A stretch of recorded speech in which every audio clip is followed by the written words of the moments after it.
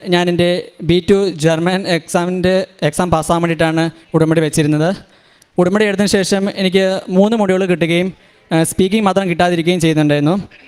അതിനുവേണ്ടി ഞാൻ തുടരെ പ്രാർത്ഥിക്കുകയും പക്ഷേ തുടർ തോൽവിക്ക് നേടുകയാണ് ചെയ്തിരുന്നത്. ഞാൻ എൻ്റെ 3ാമത്തെ ഉടമ്പടി എടുത്ത് പുതുക്കിയ ശേഷം ഞാൻ കുറച്ചുകൂടെ നല്ല രീതിയിൽ ഉടമ്പടിയിൽ പങ്കുചേരുകയും വിശുദ്ധ കുർബാനയിൽ പങ്കെടുക്കുകയും പിന്നെ ദാനധർമ്മങ്ങൾ ചെയ്യുന്നതിന് ഫലമായിട്ട് എനിക്കൊരു ദിവസം ഡൽഹിയിൽ റീ ഓപ്പണായിട്ട് എനിക്കൊരു ഡേറ്റ് കിട്ടുകയും അവിടെ പോയി എക്സാം എഴുതുകയും ചെയ്യാൻ സാധിക്കുകയും ചെയ്തു. എന്നോടൊപ്പം വന്ന 6 കുട്ടികളുണ്ടായിരുന്നു. പക്ഷേ 6 കുട്ടികളിൽ എനിക്ക് മാത്രമാണ് അന്ന് എക്സാം എഴുതി പാസ്സാകാൻ വേണ്ടി സാധിച്ചത്. എൻ്റെ അമ്മയ്ക്ക് കിട്ടിയ സൗകര്യമാണ് പറയാൻ പോകുന്നത്. എൻ്റെ അമ്മയുടെ യൂട്രസിൽ ഒരു സിസ്റ്റം ഉണ്ടായിരുന്നു, തിക്നെസ്സും ഉണ്ടായിരുന്നു. ഞങ്ങൾ ഇവിടെ നിന്ന് ലഭിച്ച ഉപ്പും ഉടമ്പടി തൈലവും ഉപയോഗിച്ച് പ്രാർത്ഥിച്ചതിന് ഫലമായിട്ടും അമ്മയുടെ സിസ്റ്റം പൂർണ്ണമായി മാറി കിട്ടുകയും അമ്മയ്ക്ക് പൂർണ്ണമായി സൗഖ്യം ലഭിക്കുകയും ചെയ്തു.